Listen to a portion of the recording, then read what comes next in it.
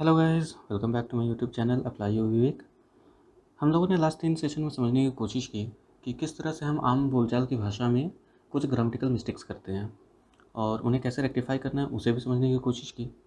और third part के and में हमने डिस्कस किया कि अगर हमें एक ग्रामेटिकली करेक्ट इंग्लिश बोलनी है तो हमें कुछ रूल्स, ग्रामेटिकल रूल्स को ध्यान में रखना होगा, उन्हें सीखना होगा।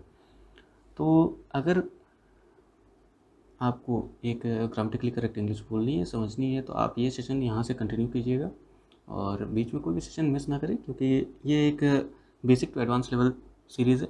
ठीक है, और यहाँ पर हम लोग एकदम बेसिक मतलब एकदम बेसिक व्हाट इज़ वर्ड से हम लोग शुरू करने वाले हैं और बहुत सारे रूल्स हम लोग डेफिनेटली देखेंगे। ठीक है, तो चलिए आगे बढ़ते हैं।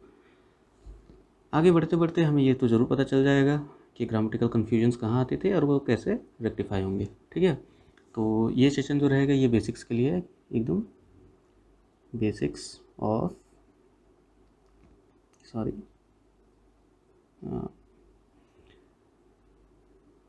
English grammar. ठीक है, उसके लिए ये सेशन है। आगे बढ़ते हैं। ठीक है, तो बेसिक्स ऑफ इंग्लिश ग्रामर वो शुरू कहाँ से होता है? हमें तो सबसे पहले ये समझना पड़ेगा ना कि व्हाट इज़ वर्ड, वर्ड होता क्या है। तो देखिए, कोई भी वर्ड होते हैं उसके दो पार्ट होते हैं। ठीक है, या वर्ड होंगे उसके दो पार्ट होंगे। एक उनका रूट वर्ड होता है और उनके साथ प्रीफिक्सेस या सफिक्सेस या फिर दोनों दोनों लगे होते हैं। फॉर एग्जांपल, अगर आप यहाँ पर बोलो रन, ठीक है, तो रन के बाद अगर आप रन्स लगा देते हो, रन्स लगाते हो, तो ये जो एस है ये क्या है? ये एक सफिक्स है ना। कुछ ऐसे वर्ड्स होते हैं जिसमें प्रीफिक्स होते हैं, जैसे नॉर्मल के बाद एबनॉर्मल हो सकता है। जो ए बी है ये क्या है? ये एक प्रीफिक्स है। उसी तरह से कुछ वर्ड्स होते हैं जिनमें आपका prefixes as well as suffixes दोनों होते हैं। फॉर एग्जांपल, अगर आप एक वर्ड ले लो, अगर आप एक वर्ड लेते हो जैसे सक्सेस, सक्सेस, ठीक है, अगर आप इसमें सक्सेसफुल लगा दो तो ये क्या हो गया? ये आपका सफिक्स हो गया, सफिक्स हो गया। ठीक है, अगर आप इसमें अन लगा दो तो ये देखो, सक्सेस भी एक खुद में एक वर्ड है, सक्सेसफुल भी एक वर्ड है और अनसक्सेसफुल भी एक वर्ड है, जिसमें अन जो है ये क्या है? प्रीफिक्स है। अन क्या है? ये एक प्रीफिक्स है। इसी तरह से आप बहुत सारे वर्ड्स देखते हो जिसमें आपका प्रीफिक्स भी लगा होता है, सफिक्स भी लगा होता है। ठीक है, तो यही दो पार्ट होते हैं आपके वर्ड्स के। वर्ड के दो पार्ट होते हैं आपके, क्या क्या क्या होते हैं? एक रूट वर्ड होता है और साथ में उनका जो prefix as well as suffix होते हैं। ठीक है, चलिए आगे बढ़ते हैं। ठीक है, व्हाट इज़ वर्ड? वर्ड जो मैंने एक्सप्लेन किया उसी का ये एक एक्सप्लेनेशन है।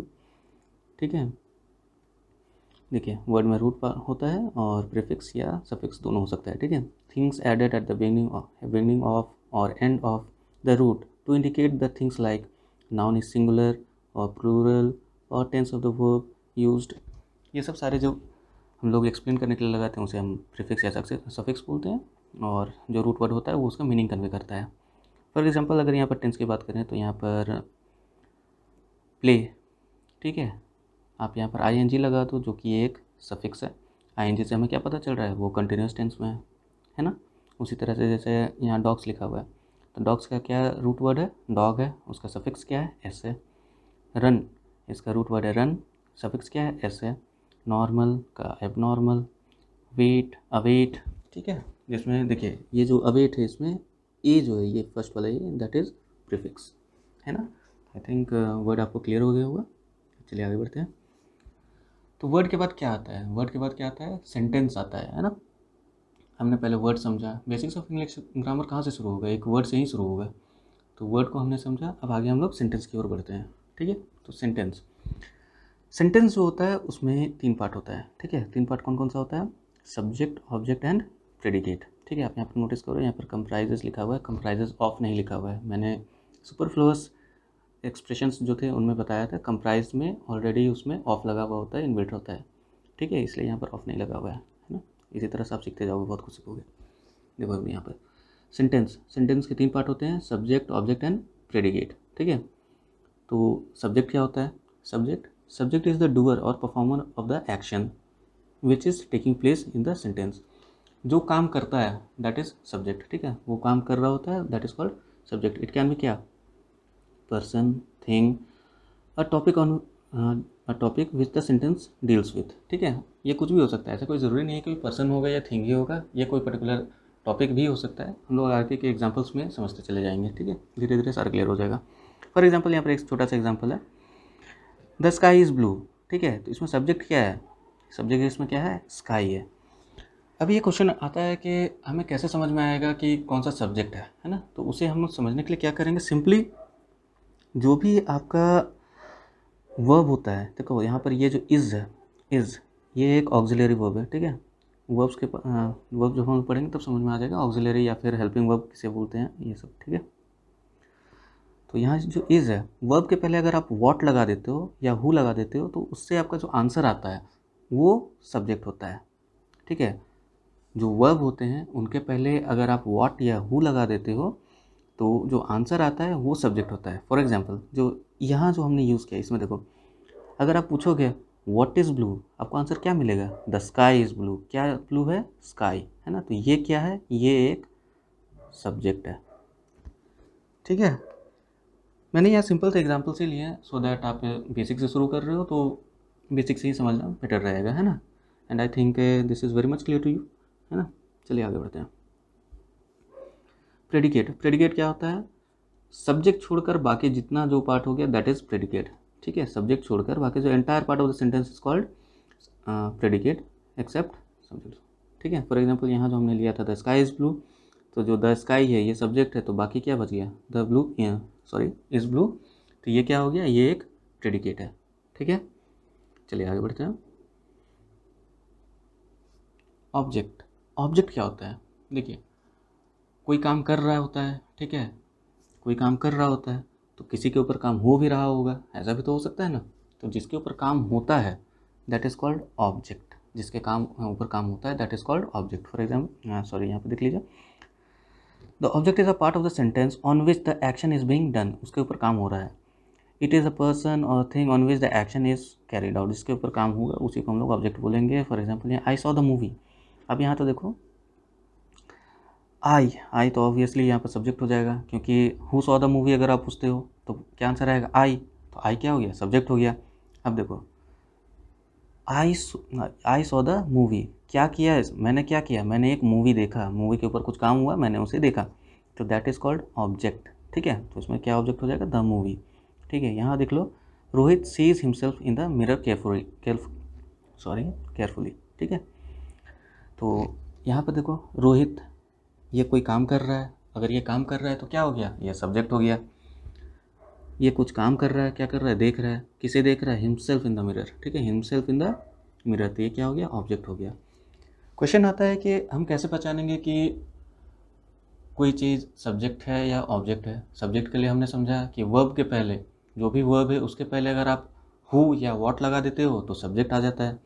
वर्ब के बाद अगर आप हु या वॉट लगाते हो तो ऑब्जेक्ट आ जाता है, वर्ब के बाद। ठीक है, अगर आप हु या वॉट लगा देते हो तो आपका ऑब्जेक्ट आ जाता है। For example I saw the movie, ये जो सेंटेंस है इसमें पूछो आई सॉ वॉट, देखो सॉ, एक यहाँ जो सॉ है, यहाँ जो सॉ था, ठीक है, इसके पहले अगर मैंने हु या वॉट लगाया तो क्या मिला, सब्जेक्ट मिल गया जो कि मैं हूँ, आई।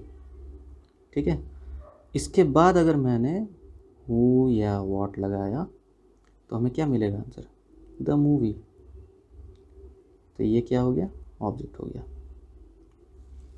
ठीक है, आई think this is very much clear. चलिए आगे बढ़ते हैं। अब आप ये एग्जांपल देखो लो पहले, उसके बाद में देखना ऊपर का पार्ट, ये देख लो पहले। Bunty gave the cash to Shubham, आप यहाँ पर देखो, अगर आप यहाँ पर पूछते हैं who gave the cash to Shubham तो आंसर आ जाएगा बंटी, तो बंटी तो सब्जेक्ट हो गया। लेकिन क्या हुआ यहाँ पर देखो, Bunty gave the cash to who, ठीक है, तो बंटी ने किसे कैश दिया, ठीक है, टू हुम तो बंटी गेव कैश, तो किसको दिया, शुभम को दिया, ये भी एक ऑब्जेक्ट है। अब ये चीज़ देखो, ये जो वर्ब है गिव, इसके बाद भी एक ऑब्जेक्ट आ रहा है। ठीक है, वर्ब के बाद भी बंटी गिव व्हाट, तो तब भी तो हमारा आंसर एक आ रहा है, कैश, है ना। ठीक है, अगर बंटी गिव व्हाट बोलता हूँ तो भी यहाँ पर एक आंसर आ रहा है, cash. Bunty give the cash to whom, जो मैंने यहाँ पर एक्सप्लेन किया था आपको, यहाँ पर हु, ठीक है, तो उसमें भी एक आंसर आ रहा है, शुभम। तो हमने क्या देखा यहाँ पर दो ऑब्जेक्ट्स आ रहे हैं, है ना। तो ऐसा नहीं है कि ये बहुत ही ज़्यादा कॉम्प्लिकेटेड चीज़ है। ऐसा हो सकता है कि आपके एक सेंटेंस में एक या दो आपके ऑब्जेक्ट हो सकते हैं, ठीक है। तो उसमें एक डायरेक्ट ऑब्जेक्ट होता है और एक इनडायरेक्ट ऑब्जेक्ट होता है, ठीक है। उसे कैसे पहचानेंगे, अब देखो, direct object gives the answer question like who, हुम, व्हाट, ठीक है। जिसके ऊपर काम हो रहा होता है, ठीक है, जिसके ऊपर काम हो रहा होता है, ठीक है, उसे हम क्या बोलते हैं, उसे हम डायरेक्ट ऑब्जेक्ट बोलते हैं, ठीक है। जैसे यहाँ पर देखो, यहाँ पर बंटी ने कैश दिया, किसे दिया कैश, ठीक है। बंटी ने बंटी ने कैश दिया, बंटी ने क्या दिया, बंटी ने क्या दिया, बंटी ने कैश दिया, यानी कि काम किसके ऊपर हो रहा है, ये इसके ऊपर हो रहा है। बंटी ने कैश एक जगह से उठा करके किसी को दे दिया, तो काम किसके ऊपर हो रहा है, कैश के ऊपर होता है। ये क्या हो गया, ये हमारा डायरेक्ट ऑब्जेक्ट हो गया। क्लियर। अब देखो, Bunty give the cash to whom, Bunty ने कैश दिया, किसे दिया, शुभम को दिया, ठीक है। तो ये जो शुभम है वो क्या हो गया, इनडायरेक्ट ऑब्जेक्ट हो गया। आप यहाँ पर नोटिस करो, कैश के ऊपर में डायरेक्टली काम हो रहा था इसलिए वो डायरेक्ट ऑब्जेक्ट है। शुभम के ऊपर डायरेक्टली काम हो नहीं रहा था, वो एक जगह बैठा हुआ है, उसके ऊपर तो कोई काम हो नहीं रहा है, तो क्या हो गया, इनडायरेक्ट ऑब्जेक्ट हो गया, है ना। आई थिंक डायरेक्ट और इनडायरेक्ट ऑब्जेक्ट में आपको और कोई कन्फ्यूजन तो नहीं होनी चाहिए। आप सिंपली ये समझो, जिसके ऊपर में डायरेक्टली काम हो रहा है दैट इज़ डायरेक्ट ऑब्जेक्ट, और जिसके ऊपर में डायरेक्टली काम नहीं हो रहा है that is indirect object. Example बहुत ही अच्छा एग्जाम्पल है ये, आप एक छोटा सा एग्जाम्पल है, Bunty give cash to Shubham, हाँ समझ लिए होंगे, ठीक है। चलिए आगे बढ़ते हैं। आई होप समझ में आ रहा होगा आपको। अगर इनकेस नहीं आता है, ठीक है, या फिर कोई कन्फ्यूजन क्रिएट होता है, then you can definitely comment, है ना। तो आप लोग प्लीज़ कमेंट किया कीजिए अगर आपको कोई कुछ समझ में नहीं आता है, या फिर आपको कुछ और जानना हो, ठीक है, या फिर आपको इनकेस अगर आपको ये चाहिए, इसके पावर पॉइंट प्रेजेंटेशंस चाहिए, ठीक है, तो कुछ भी अगर वैसे रहता है तो you can directly comment, I will see that, है ना। चलिए आगे बढ़ते हैं। कॉम्प्लीमेंट होता क्या है वो समझने से पहले आप ये समझो कि एक वर्ब का फॉर्म होता है टू बी वर्ब, ठीक है, टू बी वर्ब होता है एक, ठीक है। अब टू बी वर्ब होता क्या है, ये मतलब ये जो होता है ना, is, am, are, was, were, been, being, इसे हम टू बी वर्ब कहते हैं, ठीक है। तो ये एक बहुत ही इरेगुलर फॉर्म ऑफ वर्ब होता है, ठीक है, बहुत ही इरेगुलर फॉर्म ऑफ वर्ब होता है, बहुत तरीके से यूज़ होता है, बहुत जगह यूज़ होता है। और आपको बस यहाँ पर ये जो बेसिक्स पार्ट है इसमें आपको समझने के लिए बस इतना समझना है कि अगर आपको कहीं पर is, am, are, was, were, been, being लगा हुआ है तो वो एक to be form of verb है, ठीक है।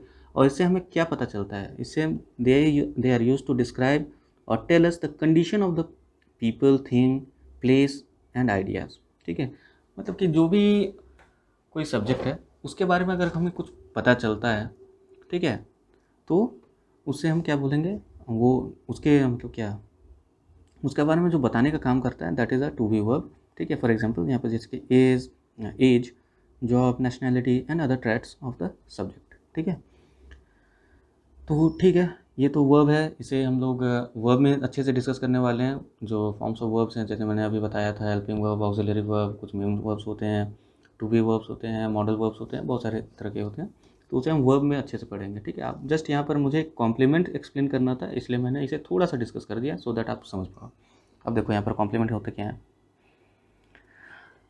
Complement, if a noun which follows the to be verb, ठीक है, कोई भी एक नाउन है, देखो यहाँ पर एक गर्ल एक नाउन है, ठीक है, ये एक इज़ टू बी वर्ब है, इसके बाद आया है if a noun which follows the to be verb refers to the same thing that precedes the verb. देखो आप, ये जो गर्ल है ये किसके बारे में पता चल रहा है, ये तो इसके बारे में पता चल रहा है, ठीक है। कोई नाउन है, यहाँ एक नाउन था, ठीक है, जो एक टू बी वर्ब के बाद आया, ठीक है, और ये किसके बारे में बता रहा है, ये पीछे, ये जो टू बी वर्ब के पीछे जो सब्जेक्ट छिपा हुआ है, यहाँ जो सब्जेक्ट है टू बी वर्ब के पीछे उसके बारे में बता रहा है ना।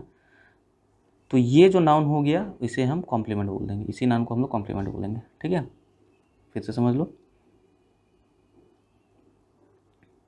देखो यहाँ पे इफ़ अ नाउन, ये नाउन, सॉरी, ये जो नाउन है if a noun which follows the to be verb के बाद आया, ठीक है, refers to the same thing और subject which precedes the verb that is subject.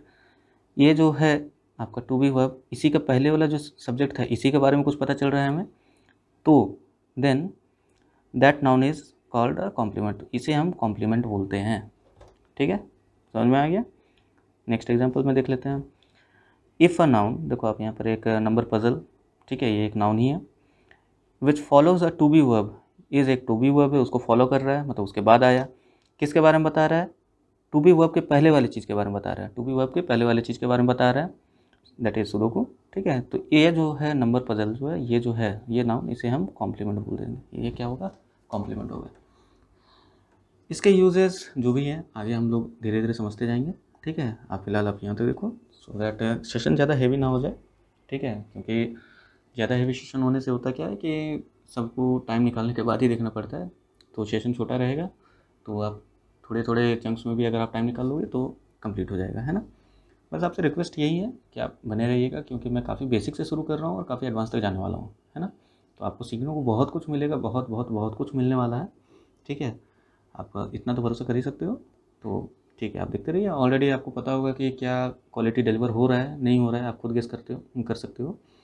In case आपको कुछ अगर सजेशन देने हैं, कुछ आपको कुछ सुझाव देने हैं, कुछ इम्प्रूवमेंट्स की ज़रूरत है, तो आप प्लीज़ कमेंट कीजिए, ठीक है। और ऑब्वियसली लाइक से, तो आपको लगता है कि अगर आपके लाइफ में कुछ कंट्रीब्यूट हो रहा है तो प्लीज़ शेयर कीजिए, कमेंट कीजिए, सब्सक्राइब करना तो करना ही है, लाइक कीजिए। Save water, save tree, save earth, and thanks for watching. Thank you.